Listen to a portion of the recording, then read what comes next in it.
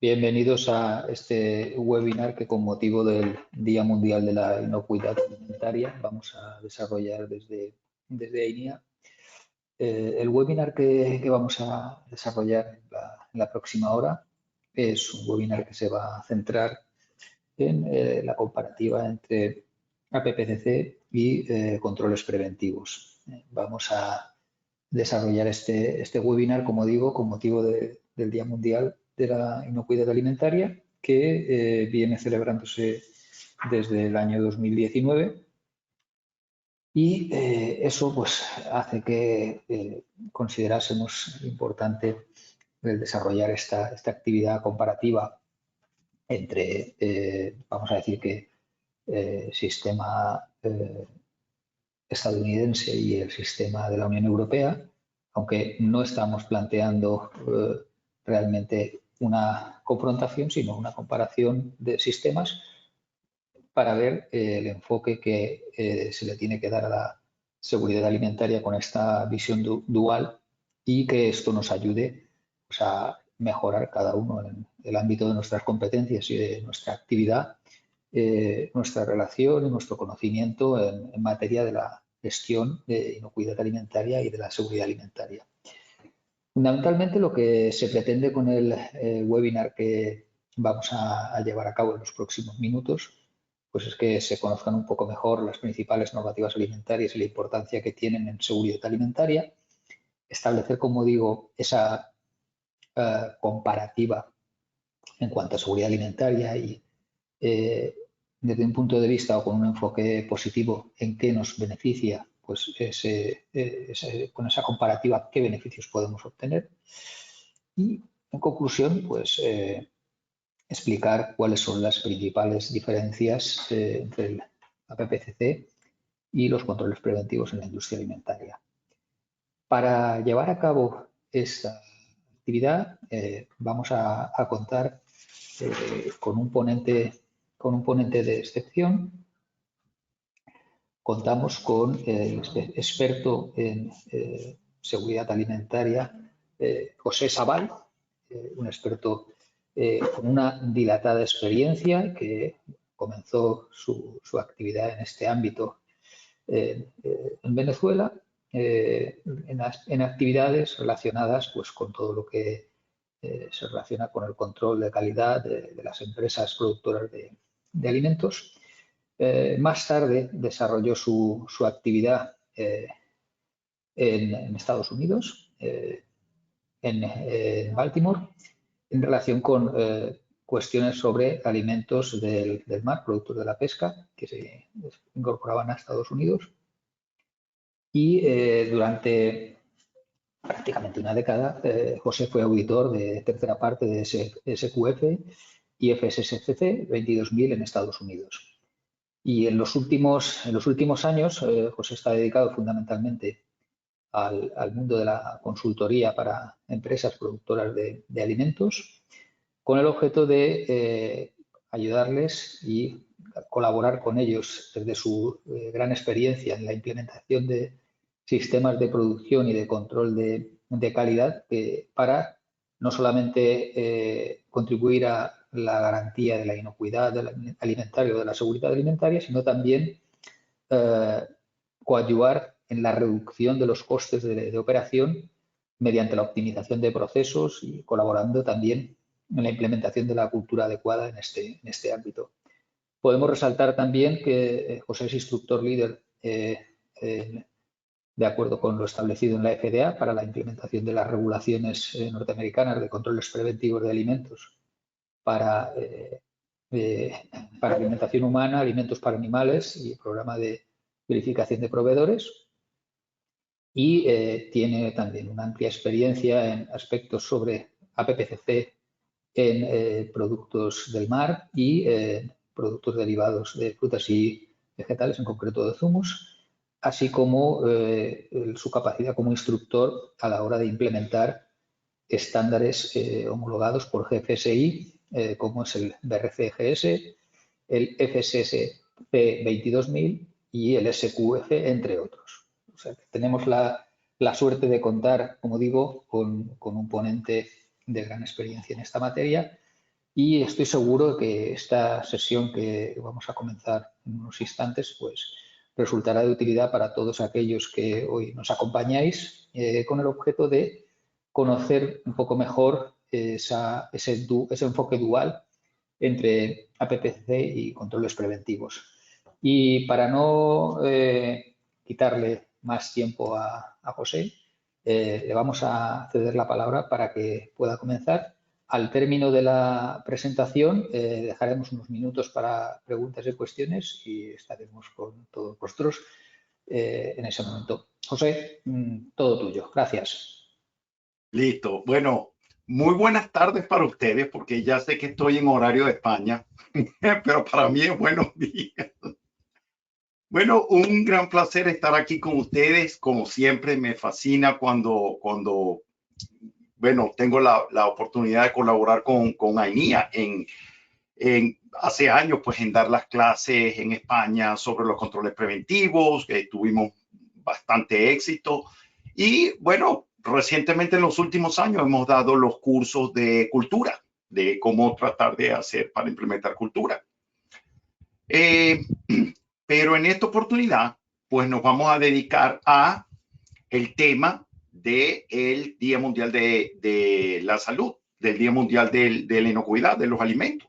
Y en este caso, las normas alimentarias salvan vidas. Ese va a ser el foco. Y por eso es que nos vamos a tratar de dedicar a ver cómo podemos hacer una comparación entre la aplicación de estos 7 principios del sistema APPCC con la aplicación de los mismos principios, porque mucha gente no lo ve, pero son los mismos principios en la regulación del FDA, de los controles preventivos. Entonces, déjenme colocar aquí.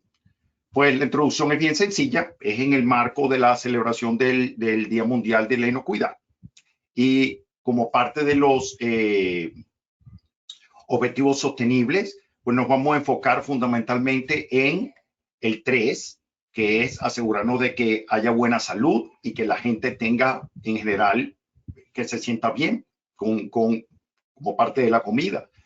Y en el específico, en el 12, es por la producción de alimentos. Tenemos que asegurarnos que va a haber una producción de alimentos que está basada en unos estándares, voy a decirlo de esa manera, que van a tratar lo más que se pueda en lograr consistencia en la aplicación de esos estándares para asegurarnos de que la comida, cuando la despachamos de las empresas, la comida siempre va a estar en cumplimiento con su especificación. Este año tuve el privilegio, digo yo, de asistir a la conferencia del GFCI en Atlanta. Escuché directamente los objetivos generales de la conferencia. Voy a presentarles una pequeña lámina por unos minuticos para mencionarles algunos tópicos que pienso que son importantes para este webinar.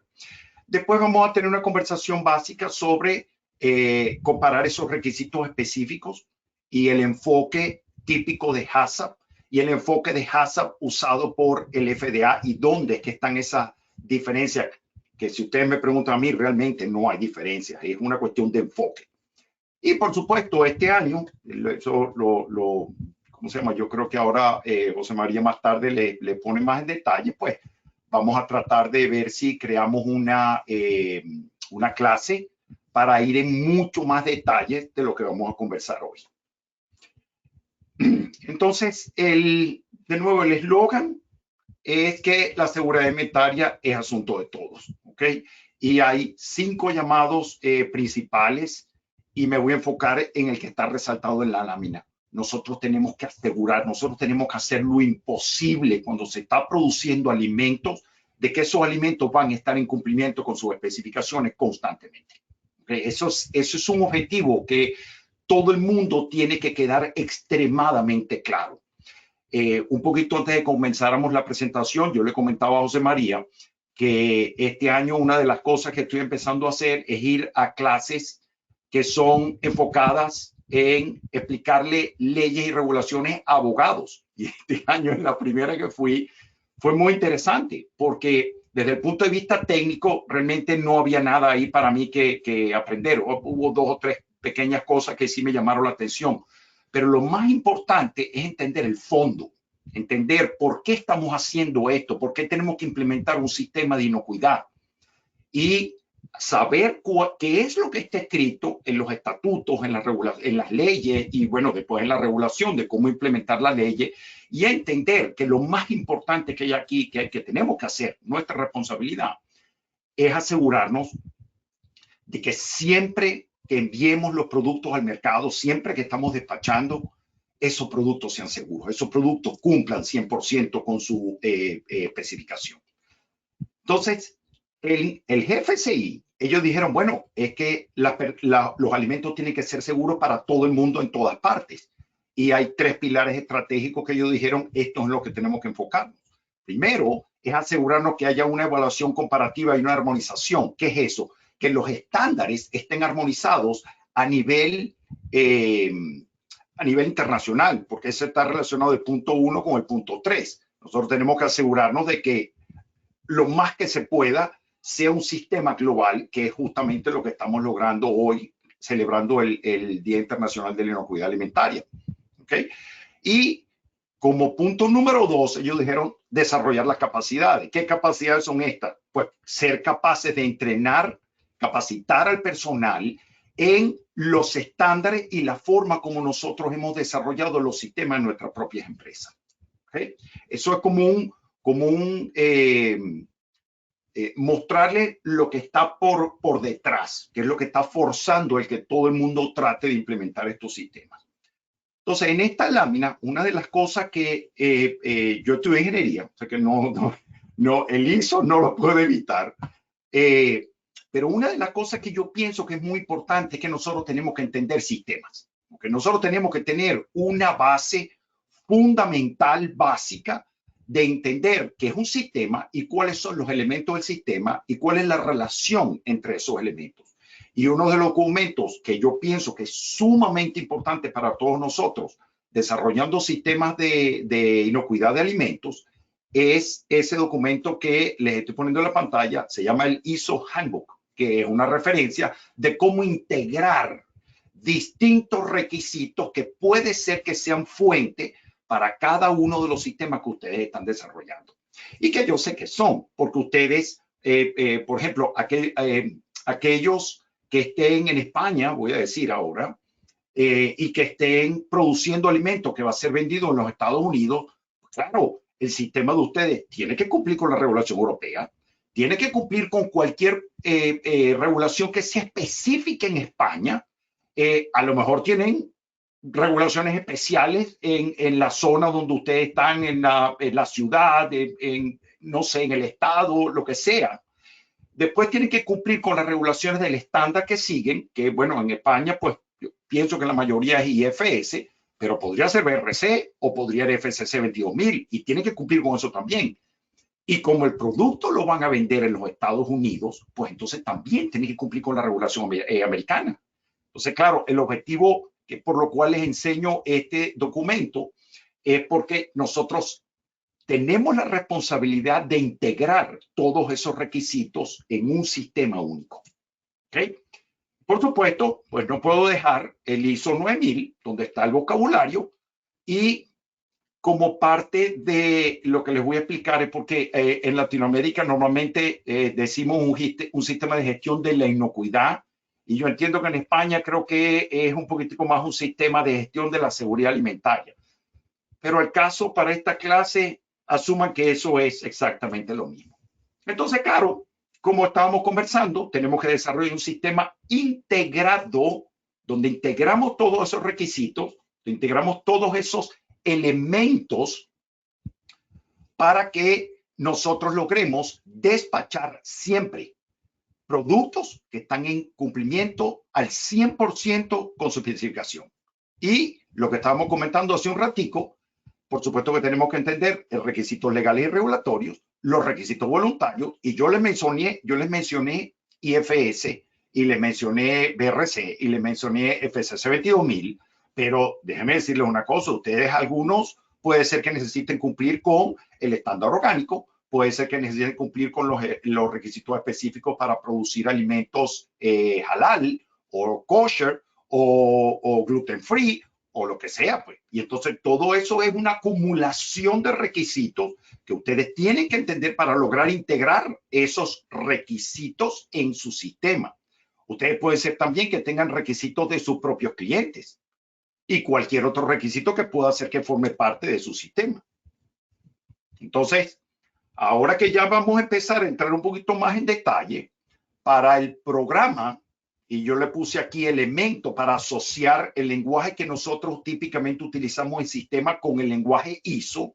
Un programa vendría siendo como un elemento en ISO, en un sistema de control de peligros, que puede ser el APPCC. Pues claro, nosotros utilizamos la guía que tenemos de Codex y utilizamos los 7 principios.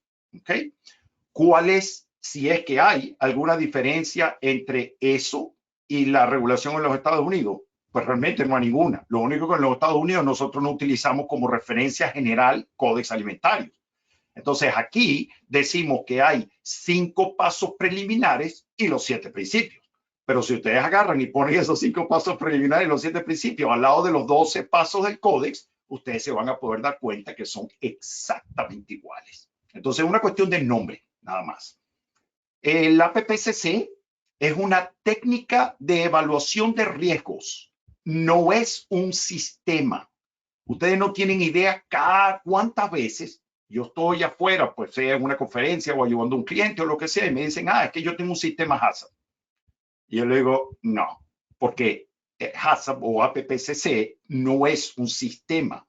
APPCC es una técnica para evaluación de riesgos y está identificada y nombrada en el ISO 31010. Si bajan ese documento, si lo compran y bajan ese documento, no solamente van a tener el APPCC, también van a tener un montón de otras técnicas que se pueden utilizar perfectamente en desarrollar sistemas para alimentos, como por ejemplo podría ser el Ishikawa, el diagrama de espinas de pescado, el Pareto, tienen cómo crear matrices de riesgo, tienen otras técnicas como el ANFE, está también incluido en ese documento. Entonces, tiene que ser muy claro para todos que APPCC no es un sistema.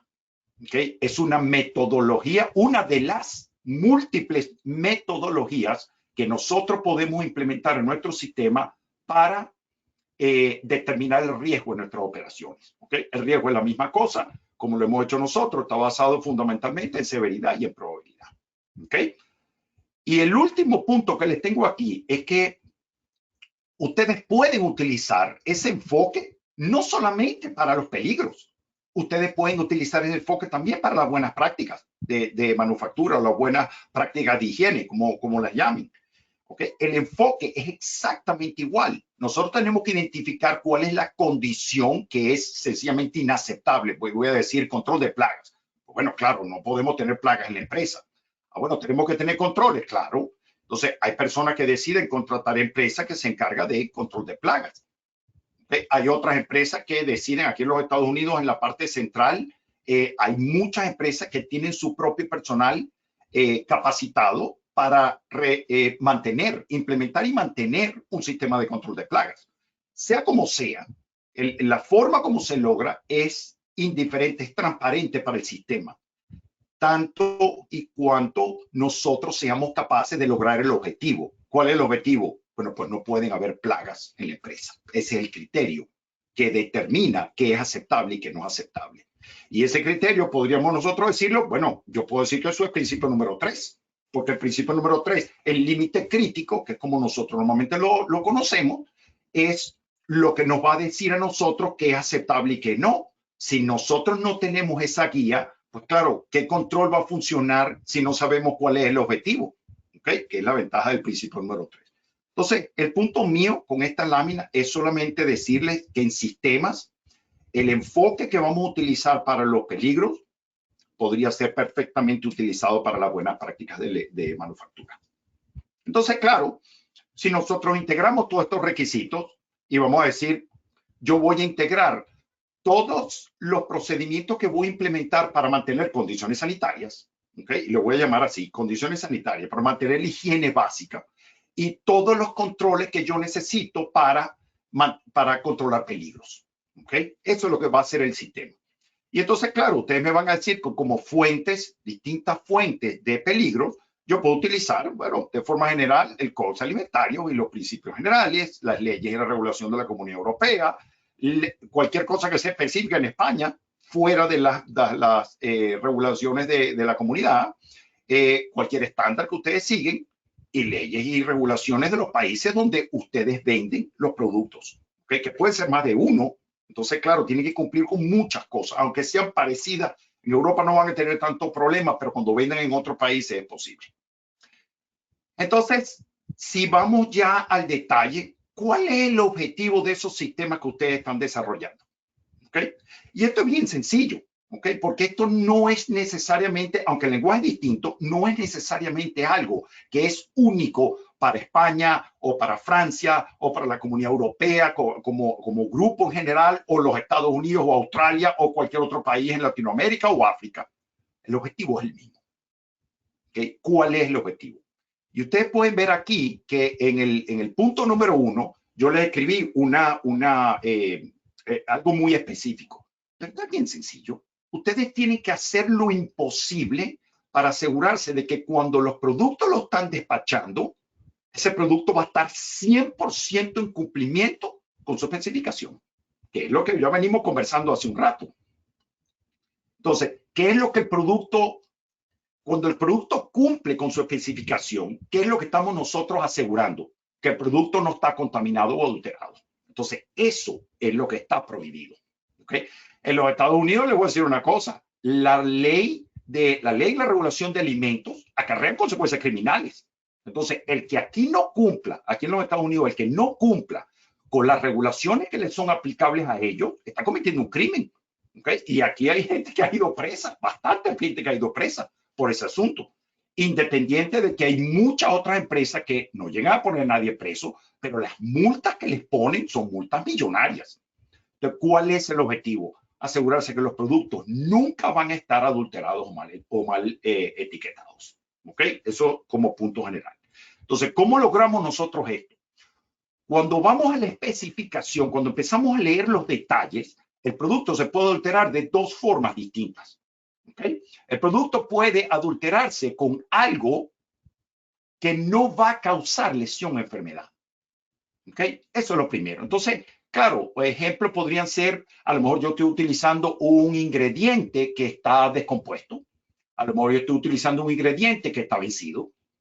Entonces, yo estoy utilizando algo que tiene la calidad necesaria para producir de forma correcta mi producto, con la seguridad y la calidad correcta. No, porque solamente uno de mis ingredientes ya sencillamente no cumple. Entonces, eso hace que el producto lo despachemos, pero el producto no va a estar en cumplimiento con su especificación. El producto no tiene la calidad necesaria. Entonces, hay que tener cuidado porque esa calidad es parte de la especificación. Y si el producto no cumple con la especificación, nosotros estamos despachando un producto que está contaminado o adulterado. Gracias a Dios, con algo que no va a causar enfermedad. Pero en el punto número 2, ahora entonces vamos a hablar de los peligros. El producto puede contener algo que va a causar lesión o enfermedad. Entonces, en ese caso, los programas que nosotros utilizamos, el enfoque del sistema que nosotros utilizamos, tiene que controlar ambas cosas. Tiene que controlar los aspectos de calidad y también tiene que controlar la inocuidad del alimento. ¿Okay? Eso es a modo genérico. Entonces, si ustedes se fijan, ¿qué fue lo que hice en esta sección? En esta sección les puse algunas definiciones, porque uno de los problemas que tenemos son definiciones. Si tenemos definiciones distintas en los distintos requisitos, nosotros tenemos que leer esas definiciones, entender las definiciones y ver cómo integramos los requisitos debido a la diferencia posible que pueda haber en las definiciones. Si yo voy a la definición de un punto crítico de control dentro del enfoque de APPCC, si ustedes van al Códex, van a tener esta definición. Si ustedes van al IFS, van a tener esta definición. Y si van al FDA, solamente en la regulación de alimentos del mar y jugo, que es las únicas dos regulaciones del FDA, todavía está el Departamento de Agricultura, pero en el caso del FDA, son las únicas dos regulaciones que piden APPCC. ¿ok? Y como ustedes pueden ver, solamente leyendo esto, automáticamente ya se dan una idea de que dicen, bueno, un momento, las definiciones sí tienen, tienen una descripción distinta. El objetivo, lo que está detrás, cuando yo leo esto, yo sé que la intención es la misma. Eso yo no tengo ningún problema, pero a menos que nosotros no tengamos una muy buena base legal y regulatoria, es posible que aquí algunas cosas se pasen. Y les comento brevemente esto. El Códex dice que nosotros necesitamos medidas de control para peligros significativos. No, esas son las medidas de control de la PPCC. Siempre las implementamos en peligros significativos. Pero en el IFS, el IFS habla de un peligro, pero no dice si es significativo o potencial. Y si van al FDA, habla de reducir un peligro. ¿Cuál? ¿El potencial o el significativo? ¿Ven? Entonces ya con eso, ya uno lee y dice, aquí me está faltando algo en esta definición. Ahora voy a la definición, la misma, pero en base a los controles preventivos. Entonces, claro, la definición de... ¿Dónde estoy yo? Se me perdió el mouse. Bueno, en el Códex tienen la misma definición, en el IFS tienen la misma definición, pero cuando llegan al FDA, a la regulación de los controles preventivos, que está basada en los mismos 7 principios, pero el FDA nunca menciona fundamentalmente a PPCC. Entonces dice, estos son procedimientos, prácticas y procesos, y entonces agregan a la persona conocedora. Eso no está en el IFS ni en el Códex, ni está en las regulaciones del FDA de APPCC. La inclusión de una persona responsable de realizar el análisis de peligro y de determinar cuáles son los controles adecuados es parte de la definición. Si ustedes no tienen a la persona conocedora, ustedes sencillamente no pueden implementar el programa de controles preventivos. ¿Okay? Después, esta persona tiene que identificar estos peligros, tiene que implementar controles basados en un entendimiento vigente científico. Eso no está en las definiciones de los otros. Y ese análisis y el resultado de esa implementación de los 7 principios es cualquiera que sea el resultado, es en ese preciso momento cuando ustedes terminaron el análisis. ¿Y por qué lo escriben así? Porque se espera que en el futuro las cosas vayan a cambiar y por eso es que tienen que estar reanalizando el sistema de ustedes continuamente. Eso no tienen ustedes en Codex o en IFS o en ningún otro lado. El objetivo es el mismo. Si me preguntan a mí, claro que es el mismo. Lo que pasa es que hay detalles que tienen que entender para estas diferencias. Entonces sigo. Ok. Un punto crítico de control. Bueno, hay ciertas cosas que nosotros tenemos que entender en ese lenguaje, que es una fase o un paso de la cadena de suministro. ¿Okay? Cuando hablamos de un paso, estamos hablando del flujograma de la producción de los productos de ustedes. Pueden tener distintos productos, pues tendrán distintos flujogramas. Un control se refiere a la forma como nosotros vamos a reducir el riesgo. ¿El riesgo de qué? El riesgo que determinamos del peligro que encontramos que era significativo. ¿Okay? El peligro es justamente el agente que va a causar la lesión o enfermedad en este caso. Y evidentemente pueden ustedes preparar más de un control para cada uno de esos peligros. En cuanto a las acciones correctivas, si les enseño esto, pues el mismo asunto. Cuando ustedes toman un enfoque en base a la definición APPCC, una medida correctiva, aquí está escrito en Codex, es algo que vamos a hacer para prevenir o reducir al mínimo la recurrencia del problema. En IFS tenemos la definición de una corrección y tenemos la definición de una acción correctiva. Esto está bien conectado con el ISO 9000, ese enfoque. Now, si ustedes van ahora al FDA o al FSIS, en las regulaciones que utilizan APPCC en los Estados Unidos, esta es la definición. Es un procedimiento que vamos a seguir cuando ocurra una desviación y ya está, y no hay más nada. Entonces, la pregunta es, bueno, ¿y qué pasa con las correcciones? ¿Y qué pasa con las acciones correctivas? ¿Y qué pasa con el análisis de causa raíz? ¿Y qué pasa con la prevención de la recurrencia? Eso está incluido en eso. Cuando ellos escribieron esta definición, ellos estaban asumiendo de que la persona que está leyendo esto tiene un conocimiento necesario en ISO para implementar todo lo demás. Pero bueno, es una asunción que fundamentalmente no funciona. Cuando ustedes van ahora y comparan la definición de acciones correctivas dentro del marco de los controles preventivos, entonces el FDA define lo que es una corrección, y cuando van a la parte de la acción correctiva, dentro de la acción correctiva de la definición está la corrección del problema. Entonces, esta corrección que está sola, con todo y que hace conexión con el ISO, es en ciertos casos nosotros podemos utilizar solo la corrección y no ir a la acción correctiva y preventiva. ¿Qué significa eso? Que dependiendo de cómo ustedes apliquen el FDA, es posible que ustedes solamente necesiten, por ejemplo, están limpiando y pasan un hisopado y se dan cuenta de que no está limpio.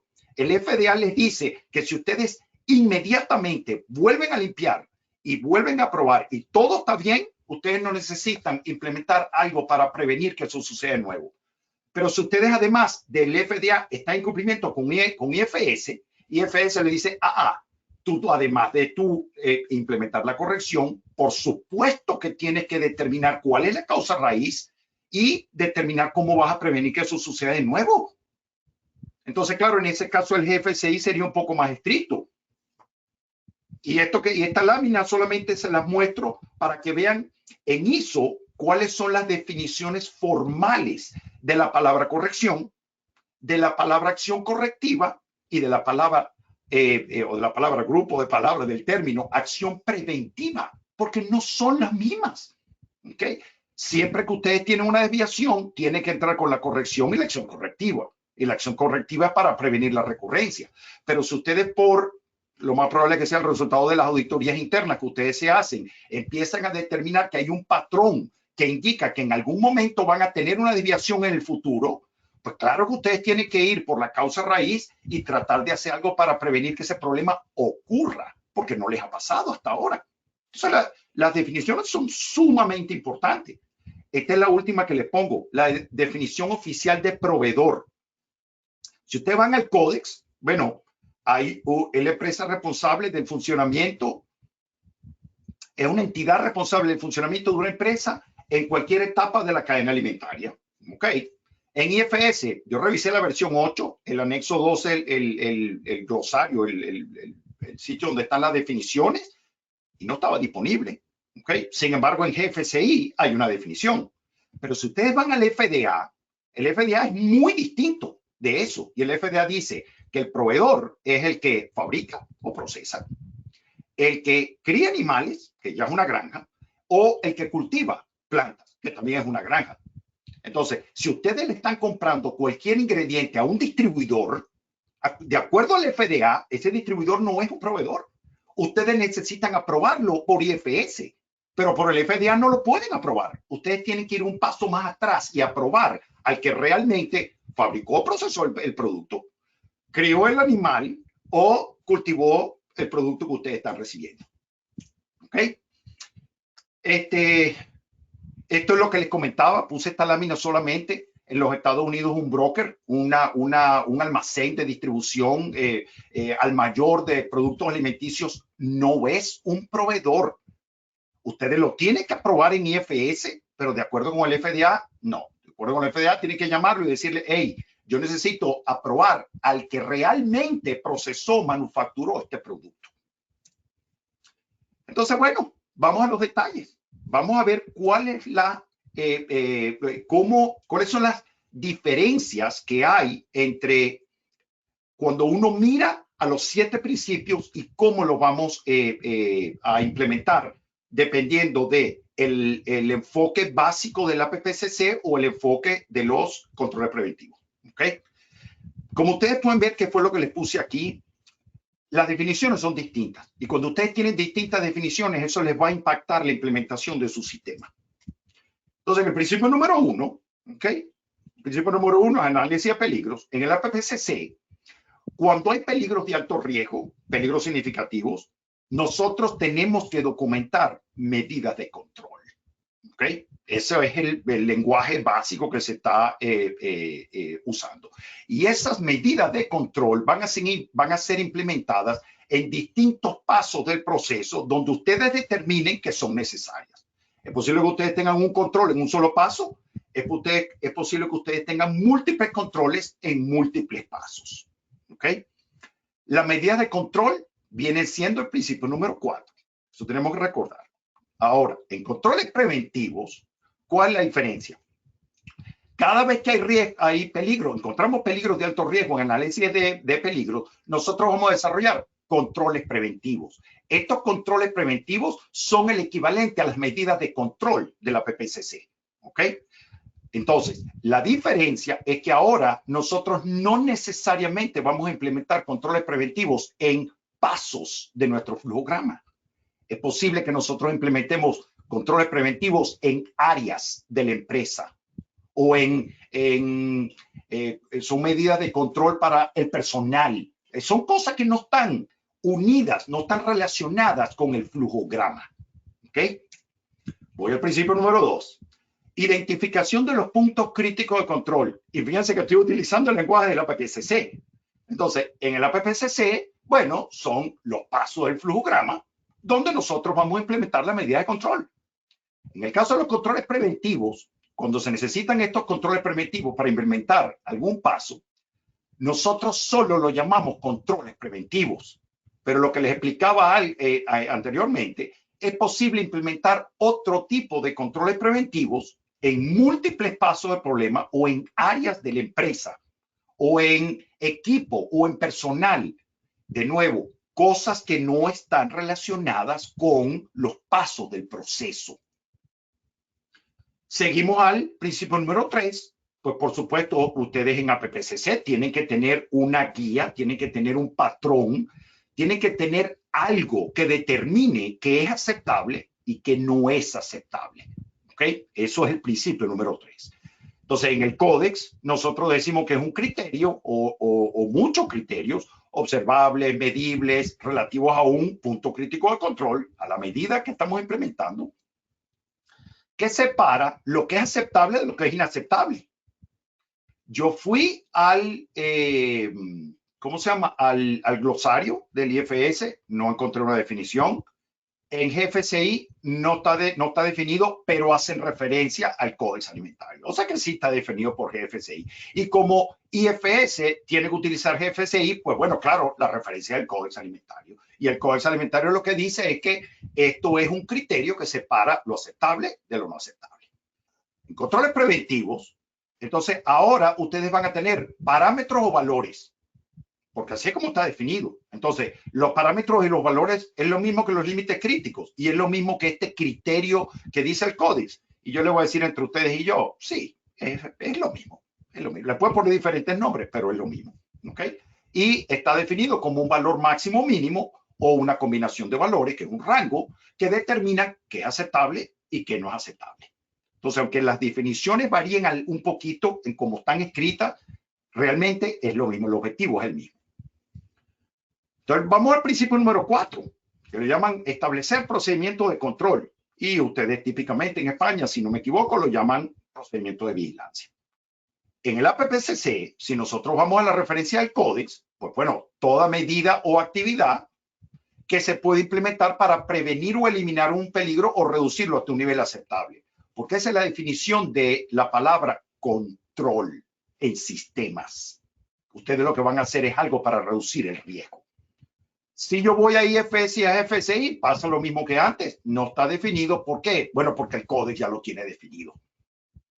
Ese es el principio número 4. Estas son las medidas de control de acuerdo al lenguaje en APPCC y estas son los controles preventivos de acuerdo al lenguaje utilizado por el FDA.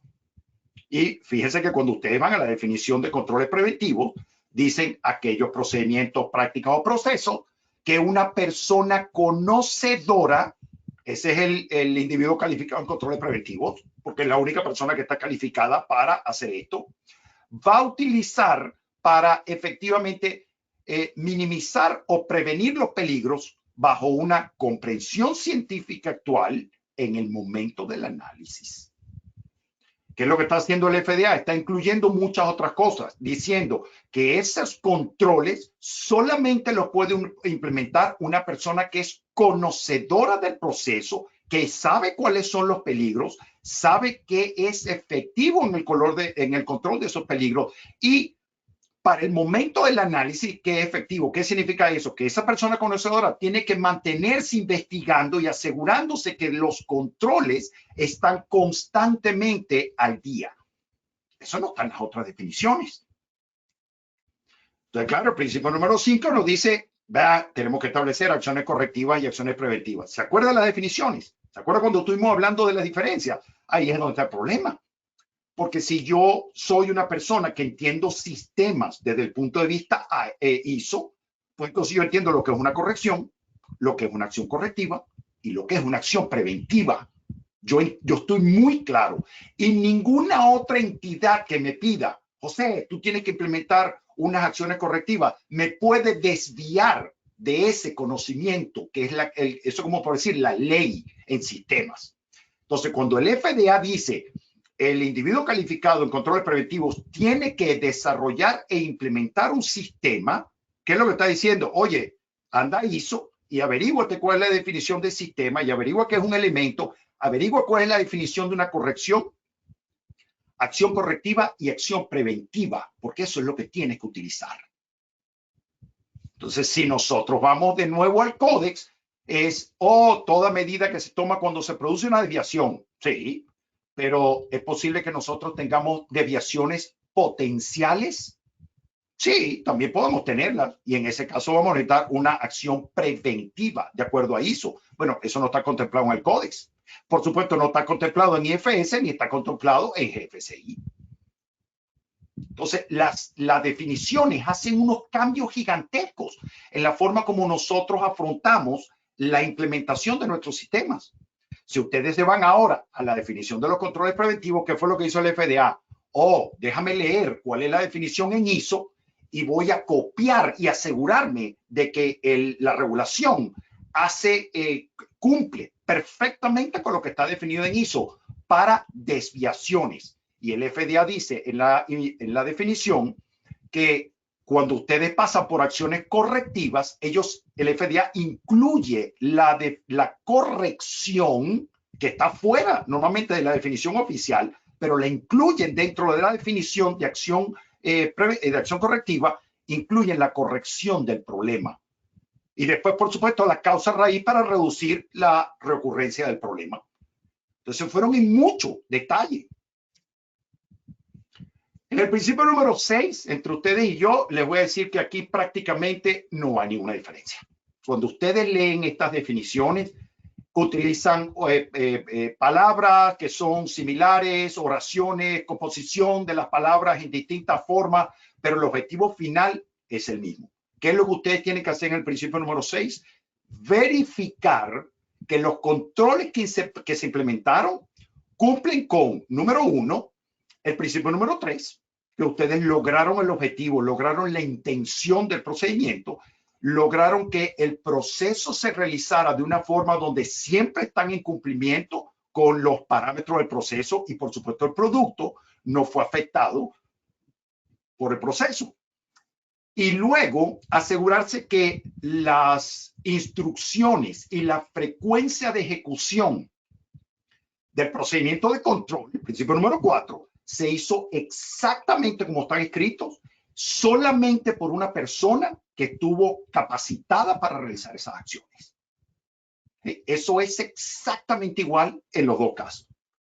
Y el último, principio número 7, bueno, ¿cómo es eso del mantenimiento de la documentación y los registros?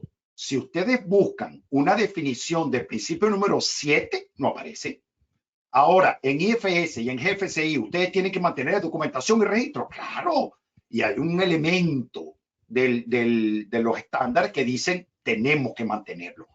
Pero el principio número 7 solo no está definido si ustedes buscan esos controles. Y si van al control preventivo, tampoco está definido. En la regulación hay una sección que habla sobre cómo mantener la documentación y cómo mantener los registros y cuáles son los requisitos especiales de la estructura de los registros y en la cantidad de tiempo que ustedes van a retener esa información. Pero si ustedes buscan cuál es la definición del principio número 7, no está. No está en ninguna parte. ¿Okay?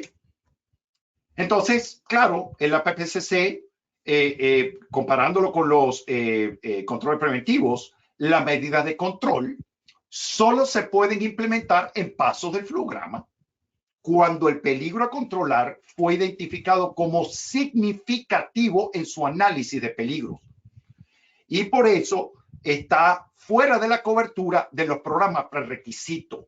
Normalmente ustedes, cuando implementan medidas de control, la implementan dentro de su programa de inocuidad, de seguridad alimentaria, ¿ok? Pero no es parte de las buenas prácticas de manufactura. En el caso del FDA, con los controles preventivos, ustedes van a tener 6 opciones de controles preventivos, porque la mayoría de los cursos, cuando ustedes los toman, le van a dar los primeros 4. O yo puedo implementar un control preventivo del proceso, que es exactamente lo mismo a un punto crítico de control. No hay ninguna diferencia, es exacto. Si ustedes ya tienen punto crítico de control, ustedes ya tienen controles preventivos del proceso.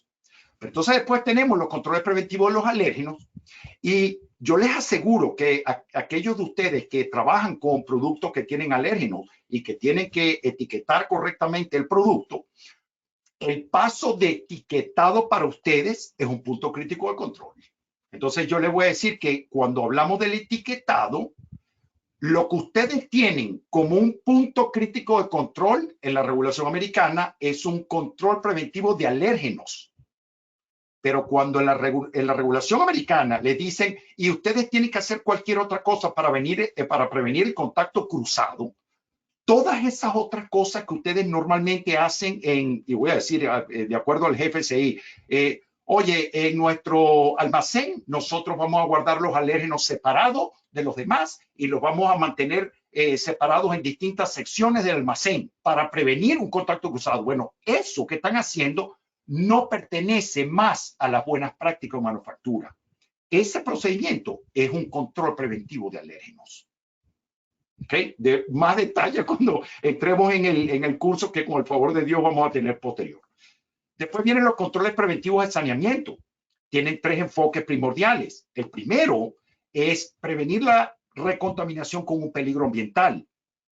No quiero entrar en mucho detalle, pero lo que sí les voy a decir que esto es aplicable solamente en casos donde ustedes fabriquen un producto que está listo para comer, expuesto al ambiente antes de ser procesado. Entonces, claro, toda la limpieza que se hacen en ese caso específico van a ser controles preventivos de saneamiento. Ustedes no pueden usar los GMPs del IFS y del GFCI. No pueden. El FDA le va a decir, esto no sirve. La segunda razón es para evitar una contaminación cruzada y la tercera es evitar un contacto cruzado con alérgenos. Okay, esas son las 3 condiciones fundamentales. Después un control preventivo de la cadena de suministro y aquí de nuevo esto no está en GFCI. En GFCI ustedes comienzan su análisis de peligro a partir del momento en que ustedes reciben los ingredientes. Pero si esos ingredientes tienen algún o pudieran tener algún peligro que está controlado por el proveedor de ustedes, ustedes tienen que incluir eso ahora de acuerdo al enfoque de los controles preventivos. Y tiene que decir, mira, sí, mi proveedor está controlando este peligro. Entonces yo tengo que hacer algo para asegurarme que ellos tienen muy buen control sobre ese peligro para que yo no reciba ese producto adulterado.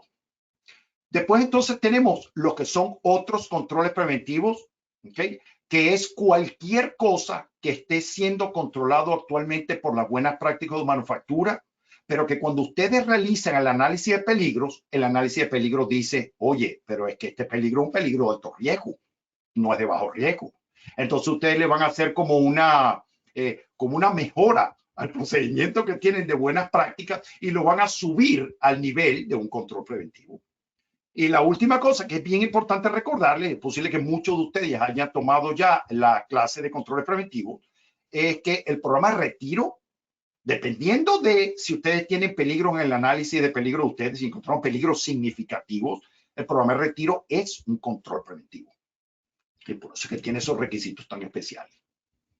Entonces, bueno, ya la presentación se nos acabó. Creo que estoy más o menos a tiempo para que, no sé si hay la posibilidad, y me corriges, José María, de tener algunas preguntas, si es que alguien puso alguna pregunta, pero sí vamos a tener una clase máster con casos comparativos específicos.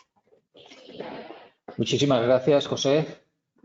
Una aproximación muy interesante a PPC y a los controles preventivos.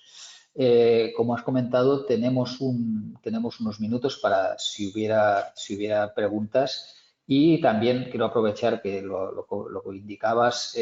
Nuestra intención es que para el próximo 20 de noviembre se realizará un curso sobre esta temática, en la que intervendrá José Sabal, y también intervendremos desde aquí, desde AINIA, y al que os invitamos, y esperamos contar con vuestra participación.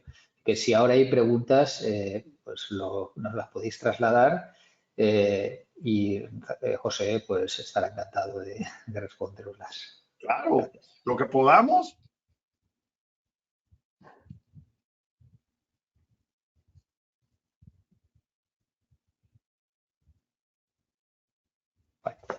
Parece que de momento creo que quedó todo muy claro, o están reservando las preguntas.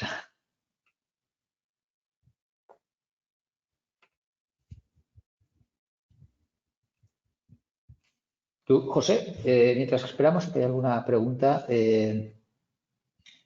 ¿tú crees? Bueno, mira, estoy viendo que tenemos alguna pregunta. Nos comentan si puedes explicar un poco más el punto en el que hablas de elevar los prerequisitos a control preventivo. Uy, esa pregunta es, yo creo que lo más importante que hay en esta clase.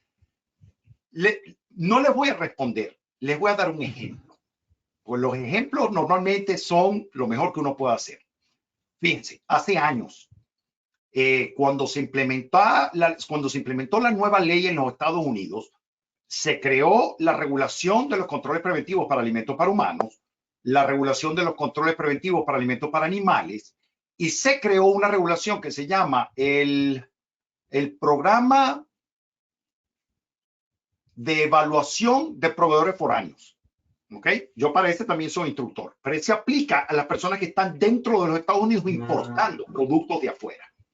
Entonces, estoy ayudando a esta persona a cumplir con esos requisitos, y el programa ese lo que dice es, tú tienes que asegurarte de que tu proveedor, en este caso el proveedor estaba en Argentina, que tu proveedor en Argentina está en cumplimiento con la regulación que les aplique a ellos. Pues la compañía en Argentina era una compañía, una casa que empacaba arándanos y los vendía en los Estados Unidos. ¿Okay? Ese es el trabajo. Bien común en todas partes del mundo.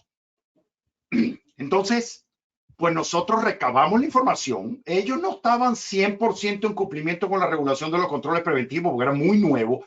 Tuvimos que ayudarlos a hacerle unos buenos cambios a todo el sistema para que, bueno, no perfecto, pues ellos tenían ciertas cosas que si las hacían decían que no iban a cumplir con la regulación en Argentina, etc. Cuando yo hice el análisis de peligro, que es la responsabilidad del que está importando, yo hice un análisis de peligro para determinar cuáles son los peligros que pueden venir en los arándanos. Entonces lo que hice fue que me fui a la página web del FDA y busqué si había retiros de arándanos frescos y cuál era el motivo. Entonces, claro, me encontré que la hepatitis A, pues claro, pues por supuesto, es el personal que está empacando los arándanos. Fue identificado en varios envíos, distintas empresas, distintos momentos en el tiempo, pero la hepatitis A fue identificada en producto vendido en los Estados Unidos, en producto que era importado. Entonces, ¿qué nos está diciendo eso? Bueno, número uno, la hepatitis A es un peligro que va a causar lesión o enfermedad. Yo lo voy a poner en mi análisis de peligros y le voy a hacer un análisis de peligro. Yo tengo que determinar la severidad y tengo que determinar la probabilidad para ver si ese peligro es significativo o no. ¿Ok? Pero fíjense en las condiciones ahora. La hepatitis A, número uno, para la severidad, va a causar lesión. una lesión va a causar enfermedad. Claro que va a causar enfermedad. Uy, ok, entonces tengo que ir a mi matriz de severidad y de probabilidad y voy a decir, sí, esto va a causar posiblemente en algunas personas, dependiendo de quién consuma, que se puede imaginar que los arándanos los va a consumir todo el mundo. Dependiendo de los consumidores, yo voy a decir, oye, pero puede ser que haya gente que termine en un hospital. O sea, que es serio.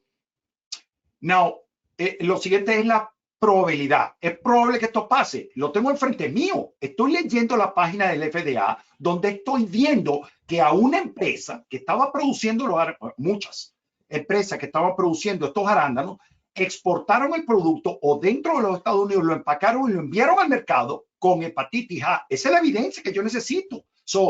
¿Pasa? Claro que pasa. Basado en esos dos valores, el riesgo va a ser, oye, yo necesito un control para esto. ¿Ok? Hasta ahí vamos bien. ¿Cuál es el típico control que ustedes van a poner para ese tipo de peligro? Basado en Codex, basado en el IFS, basado en cualquier otro esquema del GFCI. José, en nuestras buenas prácticas de manufactura, nosotros tenemos una sección para asegurarnos que el producto nunca va a ser procesado por personas que están enfermas. Control de enfermedades de los empleados, porque esa es la fuente. ¿Ok? Y segundo, nosotros tenemos otro control más, que es el control de lavado de las manos, para tratar de reducir el riesgo de contaminación cruzada entre cualquier cosa que puede estar en las manos de los empleados y el producto que ellos están manejando. Entonces, claro, ahora cuando ustedes van a los otros controles, que era justamente el objetivo de la pregunta, ustedes van a decir, pero bueno, un momento.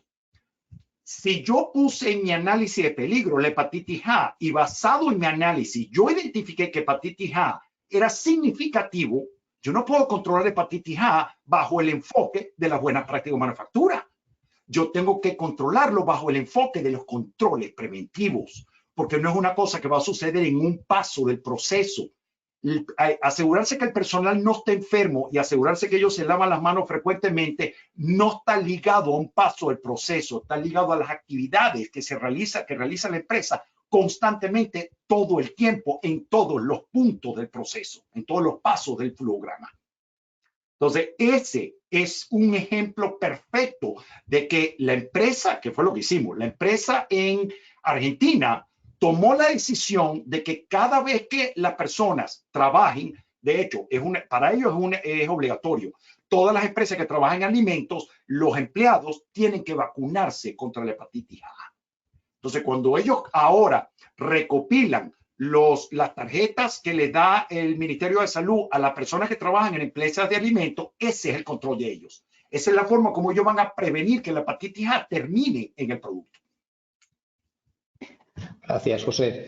Tenemos algunas preguntas más. Vamos a dar tiempo para una pregunta más y algunas más que nos han hecho te las haré llegar para que podamos responderlas vía correo, ¿te parece? Mira, ¿Sí? Nos preguntan también, José, aquí hablan de que dentro del sistema de inocuidad alimentaria en BRC piden que el bienestar e información del personal se refleje también como indicador de seguridad alimentaria. Dice, mediante encuesta e indicadores de desempeño. Dice, ¿podrías poner un ejemplo?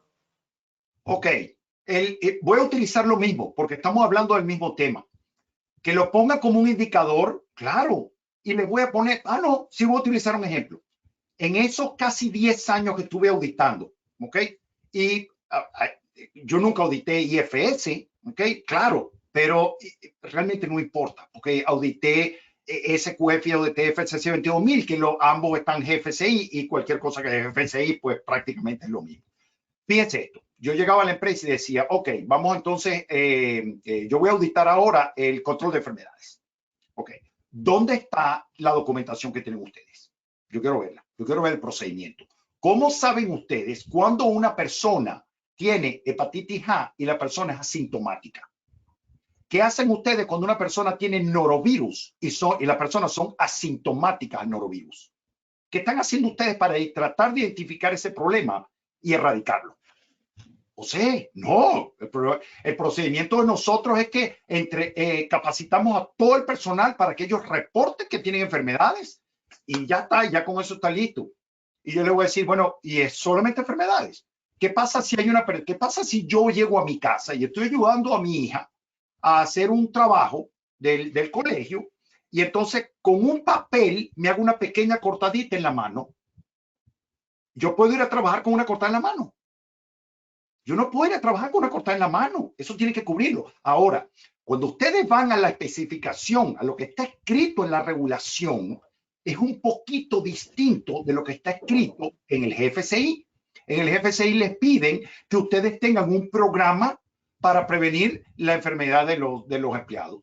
Pero muchos de ellos no llegan a los detalles de cortadas, heridas y ese caso. Muchos estándares sí lo ponen bien específicos. ¿Qué tienen que hacer?